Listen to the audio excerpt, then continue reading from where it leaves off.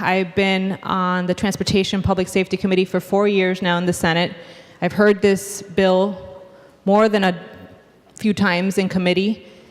It did get better until it came to the floor today, and unfortunately I cannot support it. And I know a lot of the constituents that I represent and a lot of Minnesotans that we all represent want us to pass this compliance for the most part, fearing that they will not be able to board a plane, go on their commerce and their jobs and do everything with ease.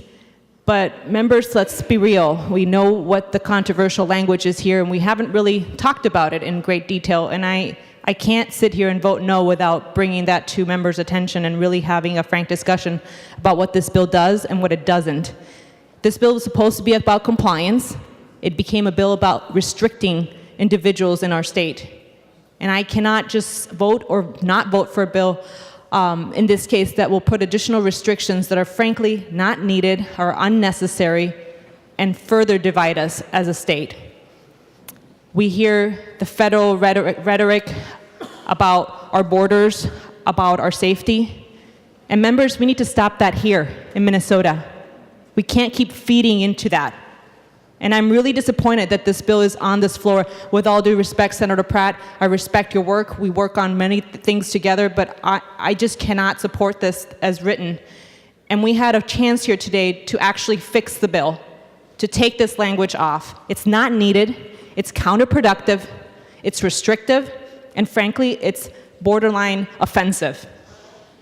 That here in Minnesota, we are talking about restricting our Minnesotans and the people who are in the state further than what the federal government needs us to do. Why would we go in that direction? Enough's enough. We don't need more people to be afraid of other people in our state. We need to be as inclusive as possible, and this language, members, does nothing for us. I would really hope that we would be able to take this language off, and it was just simple language striking on the 24 section rulemaking, and unfortunately it was not. But unfortunately I cannot stand here today to support this bill as much as many of my constituents want me to, but frankly the majority has told me not to. So please find it in your hearts, in your brain, in your welcoming spirit of Minnesotans as we are, that Minnesota is not going to follow this federal rhetoric of being an inclusive state.